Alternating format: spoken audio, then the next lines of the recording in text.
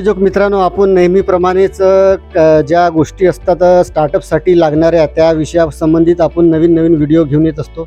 मी आपला मित्र प्रवीण दौलतराव बावणे, प्रोवेज इन्स्टिट्यूटतर्फे नेहमीच जे नवीन उद्योजक घडत असतात त्यांच्या नवीन माहिती मी आपल्यापर्यंत पोहोचवत असतो. आज आपण आलेलो आहे जिजामाता नगर खरबी नागपूर इथे आलेलो आहे आणि त्यामध्ये रीमाजी शिंदे यांचं एक आपण स्टार्टअप चालू झालेलं आहे जे की ब्युटी सलून पार्लर. तर आपण पाहत आहे की आपल्यासमोर रीमाजी सोबत आहेतच आणि त्यांचा कशा प्रकारचा हा सेटअप आहे. तर चला बघूया आपण हा कशा प्रकारे केलेला आहे.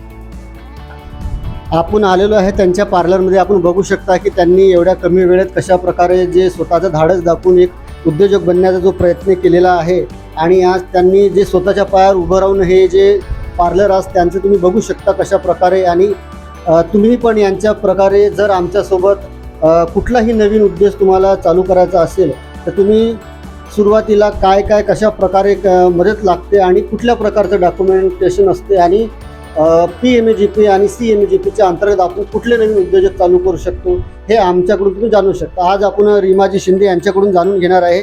सर्वात पहिलं मला आधी तुम्ही सांगा की तुमचं नाव काय आहे. रीमा शिंदे नाव आहे माझं. आपल्याला ह्या व्यवसायाबद्दल सुरुवातीला कोणी माहिती दिली. मला चित्रे माकडीने माहिती दिली आहे.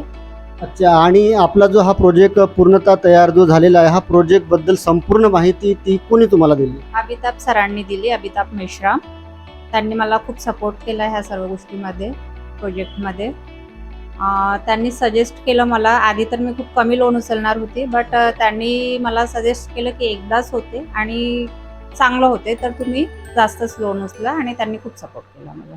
तर यांना जो सुरुवातीची जी मदत आहे ती अमिताभ मेश्राम सर यांच्याकडून केलेली आहे. आणि हा तुमचा जो प्रोजेक्ट आहे तर तुम्हाला सुरुवातीला असं काय वाटत होतं की प्रोवेज इन्स्टिट्यूट जे आहे तुम्हाला मदत करेल की नाही करेल, की होणार की नाही होणार, याबद्दल तुमचं मत व्यक्त करा. स्टार्टिंगला वाटलं सर मला की माझं प्रोजेक्ट काही होणार नाही आणि माझा एरिया थोडा डाऊन असल्यामुळे बँक पण लोन देणार की नाही देणार हा खूप विचार होता मला. पण अमिताभ सरांनी खूप हेल्प केली आणि त्यांनी माझा प्रोजेक्ट सक्सेस करून दिला. तर आपण जाणू शकता की अमिताभ मेश्राम सरांनी यांना जे गाईडलाईन दिली त्यानुसार त्यांचं एक छोटं जे युनिट आहे हे 7 ते 10 लाखाच्या अंदर सुरू झालेलं आहे. आणि येणाऱ्या काळात त्यांचं जे पार्लर आहे हे चांगल्या प्रकारे खूप मोठ्या प्रमाणात वाढणार आहे. आणि युवा पिढीला आपण काय संदेश देऊ शकता की स्वतःच्या पायावर जर उभं व्हायचं असेल तर जिद्द असेल तर आपण काय करू शकतो. जिद्द असेल तर खूप काही करू शकतो आणि जरुरी नाही आहे की एज्युकेशनच असलं तर कोणताही मोठा बिझनेस करू शकतो आपण. असं काही नसतं. एज्युकेशन नसलं तरी पण आपण खूप काही करू शकतो. फक्त मनात जिद्द पाहिजे. तर आपण रीमाजी शिंदे यांच्याकडून ऐकले आहे की जिद्द तुम्हाला व्यवसाय करण्यासाठी जिद्द लागत असते. कुठलाही जर व्यवसाय उभा करायचा म्हटलं तर त्यामागे पैसा हा नंतर पार्ट असतो, पण सुरुवातीचा जो काळ असतो हा तुम्हाला जिद्द घेऊन जात असते. आणि उद्योजक बनण्यासाठी सर्वात जास्त महत्त्वाचा तुमचा जर सहभाग असेल तर तो जिद्द असते. तर आपण रीमाजी आपल्याला हे सांगा की बँकेने तुम्हाला या संबंधी काय मदत केली. बँकेने मला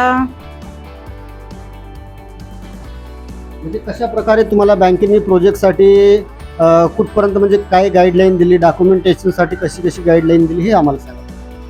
बँकेने मला तेवढं नाही पण जे काही केलं ते सर्व अमिताभ सरांनी केलं. अच्छा. म्हणजे यांच्या म्हणण्यानुसार जे अमिताभ मेश्राम सर यांनी जी गाईडलाईन दिली त्यानुसार यांनी बँकेसोबत कनेक्ट करून यांचा हा प्रोजेक्ट त्यांनी सक्सेस केलेला आहे.